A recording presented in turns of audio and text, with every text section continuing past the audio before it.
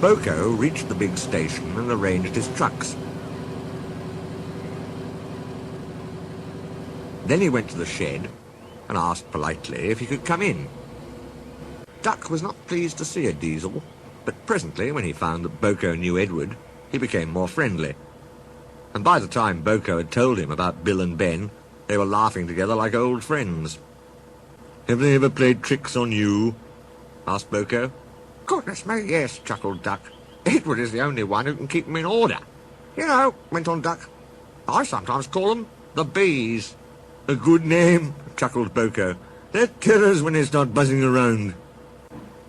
Just then, James bustled in. "What's that, Duck? Are you terrified of bees? They're only insects after all, so don't let that buzzbox Diesel tell you different. His name is Boko, and he didn't... "I wouldn't care," interrupted James. "If hundreds were swarming round, I'd just blow smoke and make them buzz off."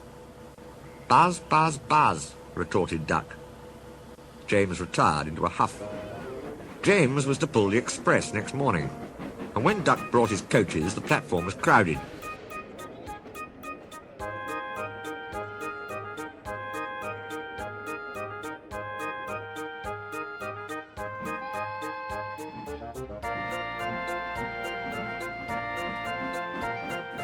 "Mind your backs, mind your backs." Two porters were taking a loaded trolley to the front van.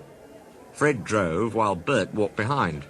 "Careful, Fred, careful," warned Bert, but Fred was in a hurry and didn't listen.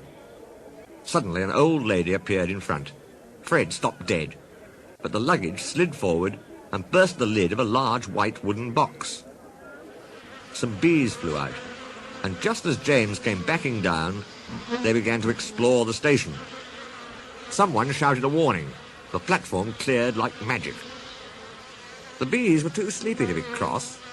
They found the empty station cold.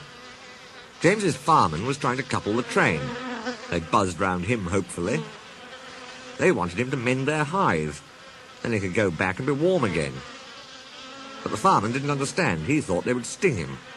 He gave a yell, ran back to the cab, and crouched with his jacket over his head. The driver didn't understand either. He swatted at the bees with the shovel. The bees, disappointed, turned their attention to James.